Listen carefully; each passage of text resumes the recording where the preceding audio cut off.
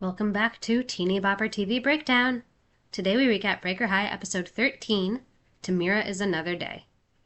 I know the song I'm about to mention came out 6 years after the show aired, but if anyone remembers Tomorrow by Lillix, tomorrow's just another day, that is now stuck in my head.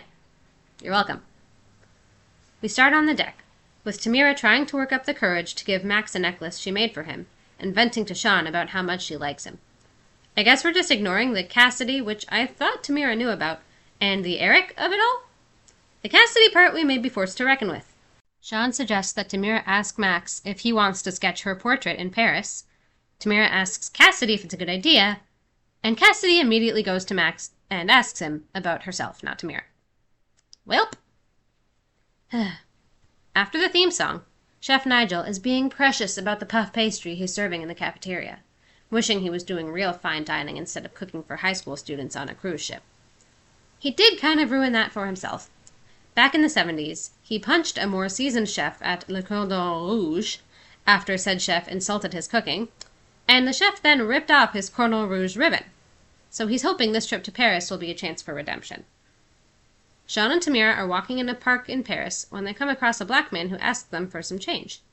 Sean tries to say no, but Tamira hands him a couple bills. He introduces himself as Porterhouse Will, a saxophone player who Sean actually recognizes. Will says he'll sell Sean an album, but when Tamira asks if he can play his sax for them, he says he can't because he had to sell it.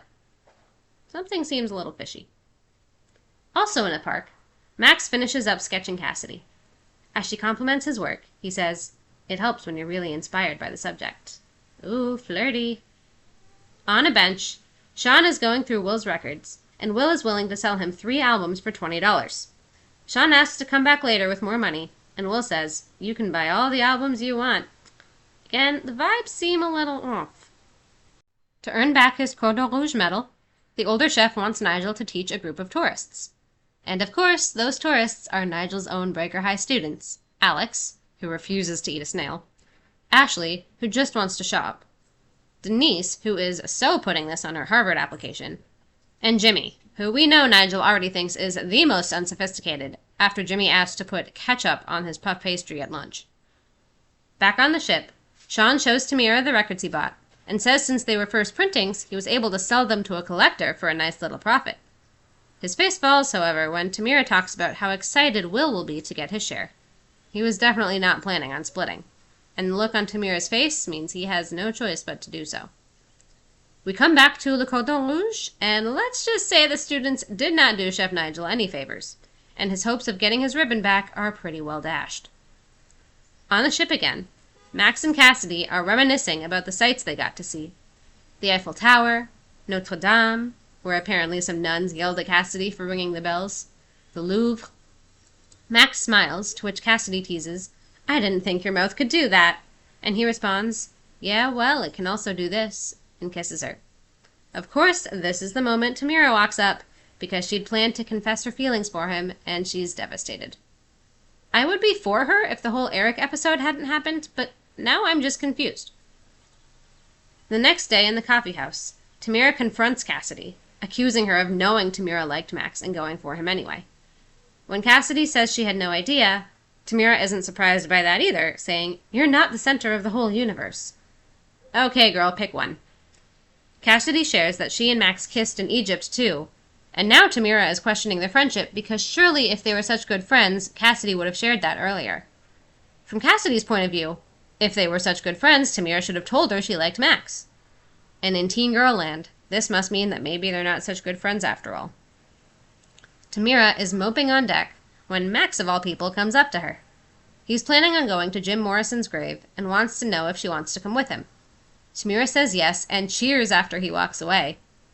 If she's this convinced that going to a cemetery is the kind of date she thinks it's going to be, I may have some bad news. Oh, she really does think this is going further. She goes to Sean and asks what to do about the necklace she made for Max, because if she doesn't give it to him, Max will never know about her feelings, but if she does, then Cassidy will think she's trying to snake in on her boyfriend. And isn't she? Sean says she's letting her conscience get in the way. The other day she had him thinking he was ripping Will off, but then remembered if he didn't look out for himself, no one else would. Tamira tries to say something about looking out for friends, but Sean shoots back, "Who was Cassidy looking out for?" Which is maybe a little unfair, but Tamira takes him seriously. Tamira is about to give Max the necklace when Cassidy walks up. Apparently she's coming to the grave with them too, which Max conveniently forgot to mention, and it is made clear that she didn't just invite herself along, so never mind about that gift. Tamira fakes sick, calling it a stabbing pain in the back thing, and yes, everyone but Max knows what that means. When Sean comes back to the park, he comes across a man calling Will a bum, and Sean jumps to his defense. Will is appreciative, calling Sean a real friend. Sean says nothing, but his face shows a little guilt. Nigel has one last chance to teach Alex, Ashley, Denise, and Jimmy to cook a French omelet in order to get his medal back, but he tells them they may as well buy Egg McMuffins from McDonald's. Ashley, Alex, and Denise are about to, saying Nigel never helped them. But Jimmy actually defends him, saying to Denise, "When you were homesick for deep dish apple pie," side note, that sounds delicious, "who made it for you?" Sure, Jimmy ate it, but that wasn't Nigel's fault. Nigel also slips Alex, aka Mr. Gotta Be Strong, an extra chicken breast, and he lets Ashley into the kitchen after hours so she can scarf down 3 extra pieces of banana cream pie. Who knew Jimmy was this observant? But he's got them convinced to cook.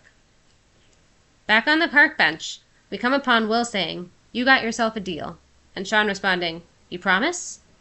But before we can think of any nefarious schemes, Will says, "Next time I sell one of my albums, I'll go to the same record collector you did." So Sean told the truth after all. Sean is also holding a saxophone, which he then hands to Will, and Will starts to play.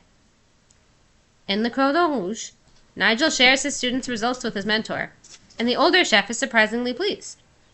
Unfortunately, when it's time to try Nigel's, we get déjà vu from the 1970s incident, and these same insults and punches are thrown. We find Tamira in the park, venting to a mime about how Cassidy could have any boy on the boat, so why did she have to pick the one Tamira liked? If Tamira had only asked Max to draw her a day earlier, she'd be his muse instead. The mime may not be speaking, but is very clearly mocking her, so she runs off. Will is busking in the park and dedicates a song to Sean, saying he has the heart of a jazz man, and my La La Land full circle senses are tingling. At the cemetery, Cassidy takes Max's picture and says, "That's the second time this week you've smiled. What's gotten into you?" He says it must be Paris, and she responds, "Yeah, the city of love." After which he takes her hand and kisses her. Maybe gravestones can be romantic after all. Oh dear, Tamira was on a bench across from them the whole time. She hangs the necklace she was going to give Max on a tree branch, seemingly giving up for good. Don't change that channel. We'll be right back on Teeny Bopper TV Breakdown.